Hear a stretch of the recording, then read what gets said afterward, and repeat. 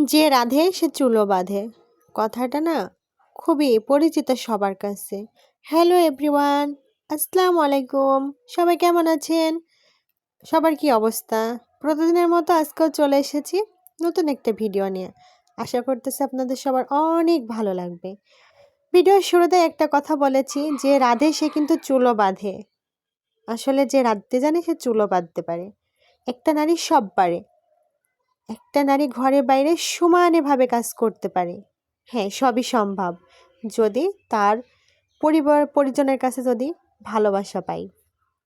একটা মেয়ে সবথেকে বড় অস্ত্র হচ্ছে তার হাজবেন্ডের ভালোবাসা।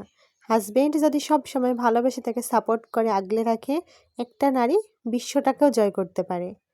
কথাটা কি সত্যি বললাম? আমার মনে হয় একজন নারী তার প্রথম অস্ত্র হচ্ছে তার হাজবেন্ড।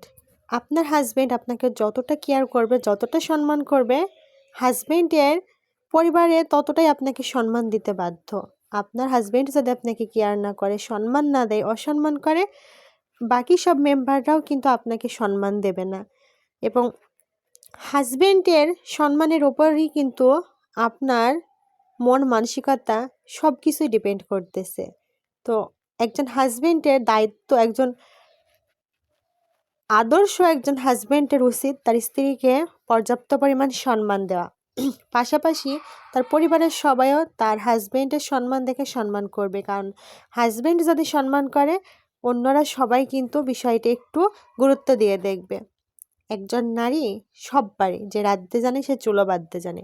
একটা নারী সংসারটাকে আগলায় রাখে, একটা নারী সংসারটাকে মায়া মমতা দিয়ে আগলায় রাখে। একজন নারী নারী থেকেই কিন্তু একজন মা হয়ে ওঠার গল্পটা এতটাও সহজ না, এবং একজন মেয়ে থেকেও একটা বাড়ির বৌমা হয়ে ওঠার গল্পটাও কিন্তু এতটা সহজ না।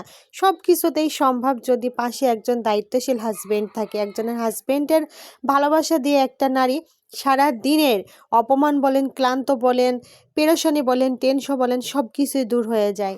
একজন স্ত্রীর মানসিক শান্তি হচ্ছে তার স্বামীর সাপোর্ট, স্বামীর ভালোবাসা, স্বামীর কেয়ারিং। মেয়েদেরকে খুশি করতে না বেশি কিছু লাগে না রে ভাই, শুধুমাত্র একটু সম্মান, একটু ভালোবাসা, একটু কেয়ার। তো আমরা নিজেদের মা বাবা ছেড়ে শুধুমাত্র একটা কথার শব্দে, বাক্যেই কিন্তু বাবার বাড়ি ত্যাগ করে হাজবেন্ডের বাড়ি চলে আসি, এবং হাজবেন্ডই হচ্ছে ঘরের মাথার ওপরে একটা ছাদ, এবং হাজবেন্ডই হচ্ছে পায়ের তলার মাটি, যেখানে সব কিছুতেই তার সাপোর্ট, তার ভালোবাসাটা খুব ভূমিকা রাখে। তো সবাই ভালো থাকবেন, সুস্থ থাকবেন, নিরাপদে থাকবেন। সবার জন্য অনেক অনেক ভালোবাসা রইল।